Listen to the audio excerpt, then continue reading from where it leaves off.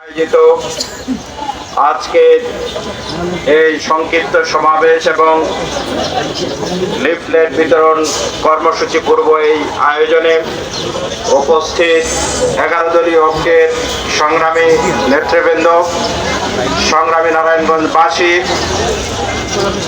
একটি কথা আপনাদের সামনে খুবই পরিষ্কার।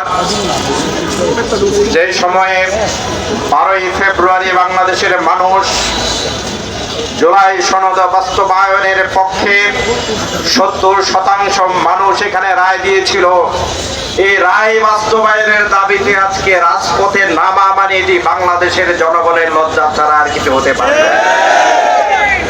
সুতরাং সেই জায়গা থেকে আমরা পরিষ্কার বলতে চাই, আপনারা নিজেরা নিজেদের জায়গা থেকে নির্বাচনী প্রচারণার সময় বলেছিলেন জুলাই সনদ বাস্তবায়নের পক্ষে হাকে বিজয়ী করুন।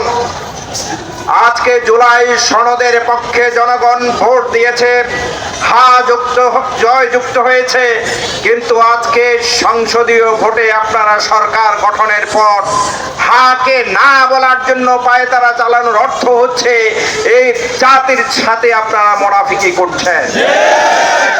এই দ্বিচারিতার ইতিহাস কিন্তু আওয়ামী লীগের রয়েছে।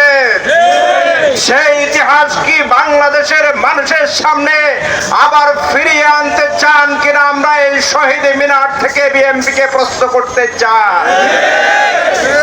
বিএনপি এক সময় মাগুরা নির্বাচন উপহার দিয়েছিল, আমরা মনে করেছিলাম সেখান থেকে তারা শিক্ষা নিয়েছে। আজকেও আমরা দেখলাম বগুড়া নির্বাচন হয়েছে, শেরপুরে নির্বাচন হয়েছে, 11টার মধ্যেই তারা বিপুল ভোটে নিজেরা কারচুপি করে আবার সেই মাগুরার নির্বাচনের ফল জনগণকে দেখিয়েছে। এটির মাধ্যমে প্রমাণিত হয় আওয়ামী লীগের শরীরে যেভাবে প্রেতাত্মা ভূত চড়ে উঠেছিল, ঠিক একইভাবে বিএনপির কাঁধেও উঠছে কিনা আমরা ঠিক জানি না। সেজন্য স্পষ্টভাবে বলতে চাই, আন্দোলন মাত্র লিফলেট দিয়ে শুরু হয়েছে।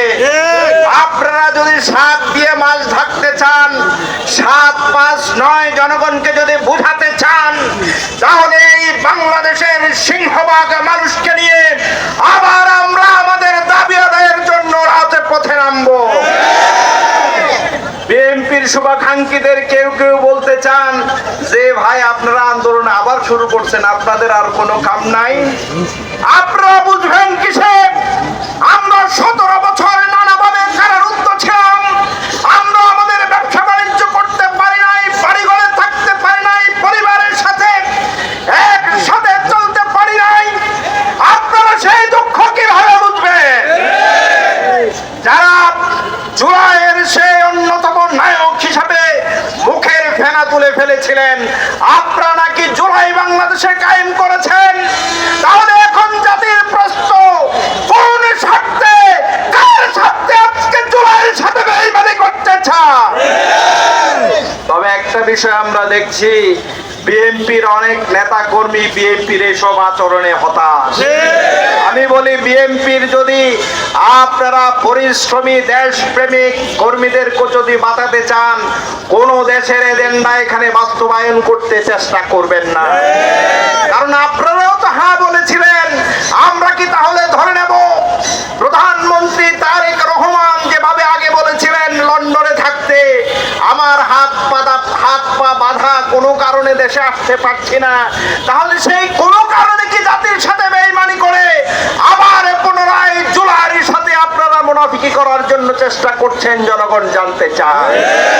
সুতরাং কথা পরিষ্কার, জুলাই বাস্তবায়ন করতে হবে। এই শহীদের রক্তের ঋণ যদি আমরা পরিশোধ করতে চাই, জুলাই বাস্তবায়ন ছাড়া বিকল্প কোনো পথ খোলা না। এজন্য 11 দলের ঐক্য জোটের শুধু নেতৃবৃন্দ নয়, আমি মনে করি নারায়ণগঞ্জ এই আওয়ামী ফ্যাসিজমের বিরুদ্ধে সবচাইতে উত্তাল ছিল। প্রয়োজনে নারায়ণগঞ্জ থেকে